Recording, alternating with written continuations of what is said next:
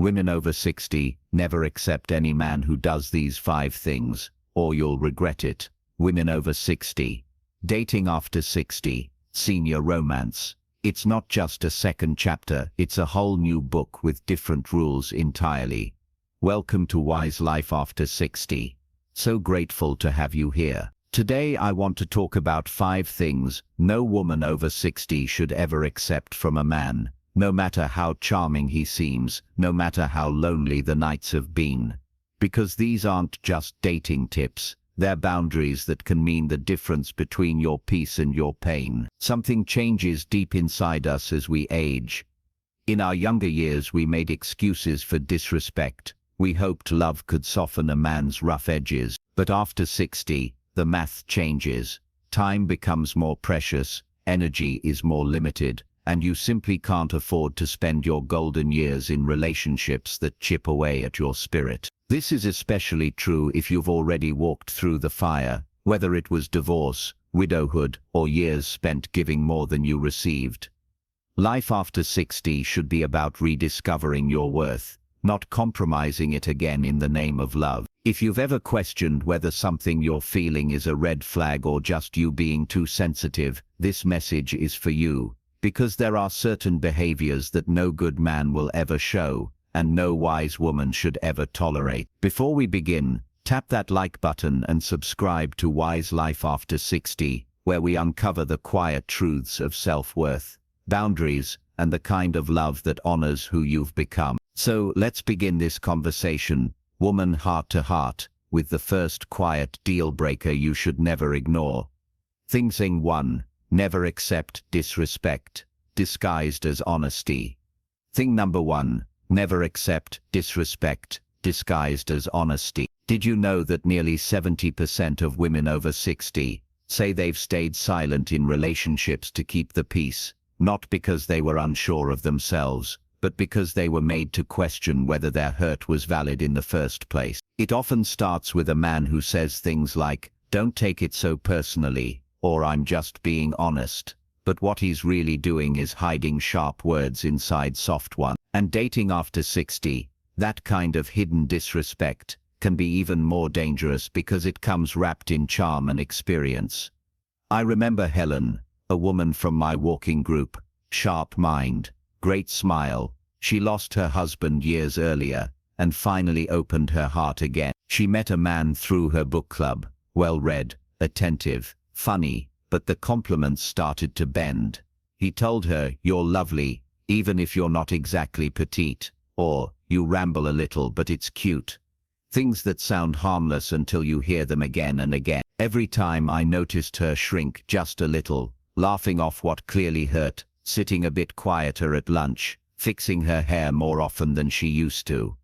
I saw the glow fade, not all at once, but like a lamp on low power.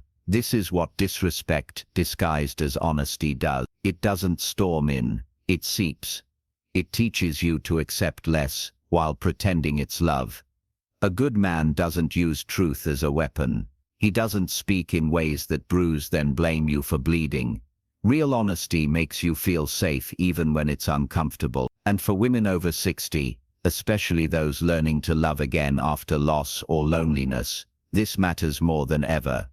You've done the work. You've come too far. There is no age at which you should have to explain why your dignity matters. After 60, you don't owe anyone your silence. Not for peace, not for companionship, not for a man who thinks being harsh is being honest.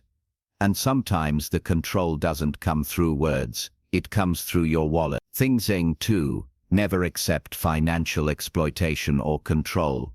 They say love is about trust, but when trust becomes one-sided and tied to money, it's no longer trust, it's control with a smile on its face.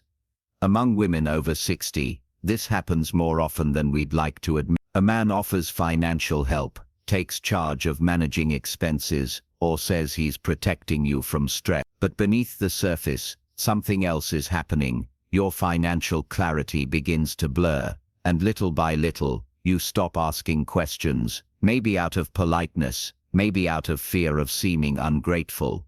But here's the truth, real love never asks you to surrender your autonomy. The Roman philosopher Seneca once wrote, "A gift consists not in what is done or given, but in the intention of the giver.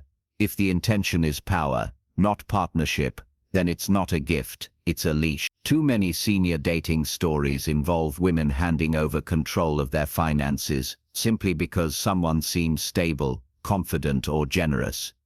But dignity doesn't come with strings, and generosity, if it's real, never comes at the cost of your voice or your access to your own life. Financial control can initially appear to be kind, but it's not about how much is shared, it's about whether you still have an equal say, equal access, equal respect. It's never too late to learn the language of money, to understand your rights, to draw clear boundaries around what you've built and what you value. Love may grow in the heart, but security grows in transparency. Let me ask you something. Have you ever seen money used as a way to influence or silence someone you care about? If you feel comfortable, share what you learned in the comments. Your insight could be the wake-up call someone else needs. Because when it comes to senior romance, the most dangerous kind of silence is the one that comes with a smile. Everything that once mattered to them, all for the sake of love. It's painful because we know where it leads. That's why the people who truly care about you will want to meet your circle. They'll respect your daughter's opinion. They'll shake hands with your oldest friend. They'll make room, not excuses. And if a man makes you feel like it's us against the world, take a closer look. He may be slowly making himself your only world. The next sign is even quieter, but more manipulative. It doesn't pull you away from others, it pulls you away from yourself. Things in 4. Never accept emotional manipulation or guilt. Thing number 4. Never accept emotional manipulation or guilt. In long-term studies on emotional well-being, women over 60 who felt manipulated in relationships weren't always sure what had happened to them. They just described feeling drained, confused, or not like themselves anymore. That's the thing about guilt. It doesn't arrive like an argument, it creeps in as self-doubt. In senior dating, this kind of emotional manipulation often wears the mask of affection. "I just miss you when you're not around, you're all I have." Or, "It just hurts when you put other people before me." At first it might feel like love trying to hold on, but soon you realize it's something else entirely. It's love trying to take over. And for women over 60, especially those with lifelong patterns of caregiving, the shift can be hard to spot. You've spent years tending to others, so when someone pulls at your heartstrings, you respond from instinct, not because you're weak, but because you're generous. I've come to think of guilt like fog.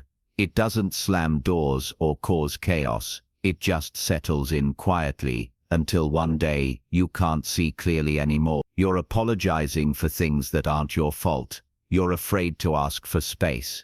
You start questioning yourself, but not them. One of the clearest signs of emotional manipulation is that you begin to feel guilty just for having needs. Marcus Aurelius once said, "The nearer a man comes to a calm mind, the closer he is to strength."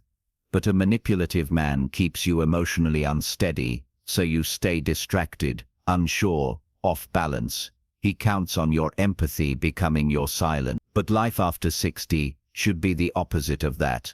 It should be steady, kind, and calm. You've done the hard work. You've built your strength.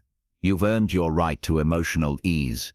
You don't owe anyone your constant availability. You don't have to prove your love through discomfort. And you are never responsible for fixing someone else's emotional weather. Love isn't guilt. Love is peace. It's trust.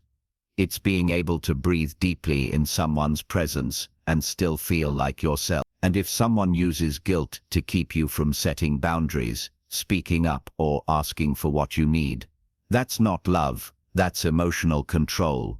Because guilt might keep you close, but it will never make you feel whole. Now, as we move into the final reflection, let's talk about one of the most overlooked but deeply important deal breakers. What happens when a man stops caring for your physical health too? Sign 5. Never accept disregard for your health and well-being. What kind of man stays close when you're not at your best? Not when you're dressed up, energized and cheerful, but when you're tired, when you're in pain, when you forget something, when your body needs to slow down. I remember a friend of mine, Deborah, 72, sharp as ever, but living with chronic arthritis. She met a man after moving into a new retirement community. At first he seemed attentive, even sweet, but the more time they spent together, the clearer it became. He was only interested when she was cheerful and active. The moment she mentioned a bad flare-up or needed to cancel a walk, he'd say things like, "Don't make your health your whole personality, or you just need to push through it." She started hiding her discomfort, just to avoid hearing that tone in his voice. Until one day she fell while trying to keep up with him on a hike, because she hadn't felt safe admitting that she needed a slower pace. That was her wake-up call, because senior romance isn't about pretending you're still 40. It's about finding someone who honors the phase of life you're actually in, body, mind and spirit. Your health isn't a burden, it's part of your truth. And any relationship that makes you feel like your physical needs, your changing body, or your limitations are too much, is not one built on love. It's built on performance. Real love listens, it slows down when you do, it waits without resentment. It asks how you're feeling, and wants to know the answer. And for women over 60, especially those dealing with chronic illness, menopause, fatigue, or recovery, this kind of support is not optional. It's essential. Any man who sighs when you say you're tired, who rolls his eyes at your doctor's appointment, who mocks your dietary changes, or forgets your medication schedule, is not seeing you fully. You've spent a lifetime caring for others. Now your body is asking you to care for yourself. And any man who truly loves you will make that easier, not harder. Sometimes we hide our pain, not because it's small, but because we're afraid love might walk away from it. If that's ever been your experience, and you feel comfortable sharing, your story could be the gentle reminder another woman needs today. You should never have to choose between love and well-being. The right kind of love honors both. And when you find that when someone meets your care with care, your slowness with patience, your needs with gentleness, that's not just romance, that's sanctuary. Because at this stage of life, love should feel like ease. And after everything you've carried,